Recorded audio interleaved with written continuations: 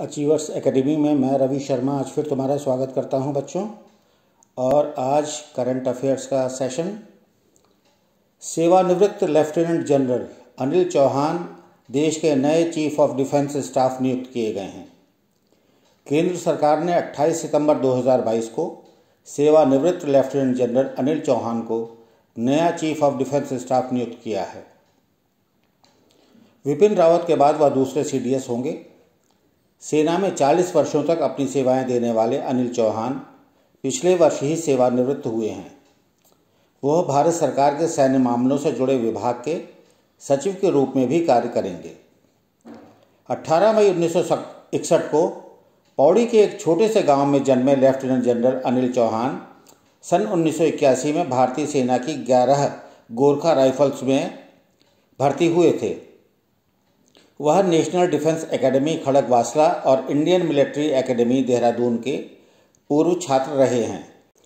अनिल चौहान को जम्मू कश्मीर और उत्तर पूर्व भारत में आतंकवाद विरोधी अभियानों का भी व्यापक अनुभव है। आशा पारेख को दादा साहब फाल्के अवार्ड। जानी मानी अभिनेत्री आशा पारेख को वर्ष 2020 का दादा साहब फाल्के अवार्ड प्रदान किया गया है। इसकी घोषणा 27 सितंबर को की गई। 60 और 70 के दशक में आशा पारेख बॉलीवुड जगत की बेहतरीन अभिनेत्री रहीं। आगामी 2 अक्टूबर को 80 वर्ष की होने जा रही आशा पारेख को भारत सरकार ने सन 1992 में सिनेमा के क्षेत्र में उनके योगदान के लिए पद्मश्री प्रदान किया था।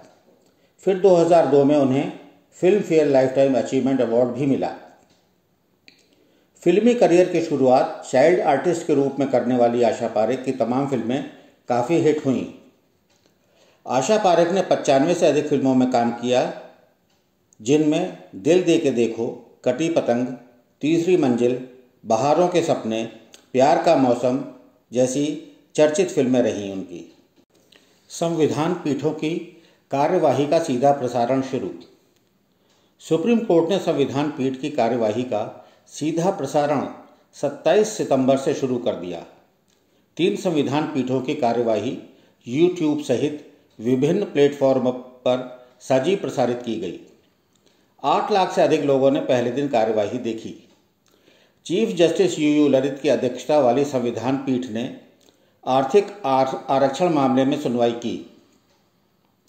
जस्टिस DY चंद्रचूड़ की पीठ ने दिल्ली व केंद्र सरकार के बीच अधिकारियों की ट्रांसफर पोस्टिंग के अधिकारों के विवाद पर सुनवाई की। वहीं जस्टिस संजय किशन कौल की पीठ ने बार काउंसिल के नियमों से जुड़े मुद्दे पर सुनवाई की। संविधान पीठ की कार्यवाही लोग अब अपने सेलफोन, लैपटॉप और कंप्यूटर पर भी आसानी से देख सकेंगे। डिफेंस सिस्टम का सफल परीक्षण।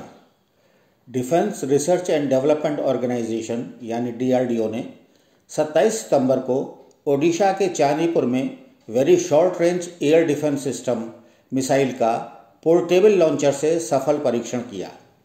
यह एक man portable air defence system है जो कम दूरी पर कम ऊंचाई वाले हवाई खतरों से निपटने के लिए तैयार किया गया है। चीन सीमा पर महिला पायलटों ने सुखोई 30 से भरी उड़ान। चीन के साथ सीमा पर 2 वर्षों से जारी तनाव के बीच देश की बेटियों ने भी हुंकार भरी है। 27 सितंबर को फ्लाइट लेफ्टिनेंट तेजस्वी और श्रेय वाजपेयी सहित 5 महिला फाइटर पायलटों ने चीन सीमा पर अभ्यास के दौरान सुखोई 30 लड़ाकू विमान से उड़ान भरी। असम के तेजपुर में फॉरवर्ड एयरबेस से उड़ान भरने वाली फ्लाइट लेफ्टिनेंट तेजस्वी ने कहा, हमारे पास शानदार महिला अधिकारी हैं जिन्होंने वर्जनाओं को तोड़ा है।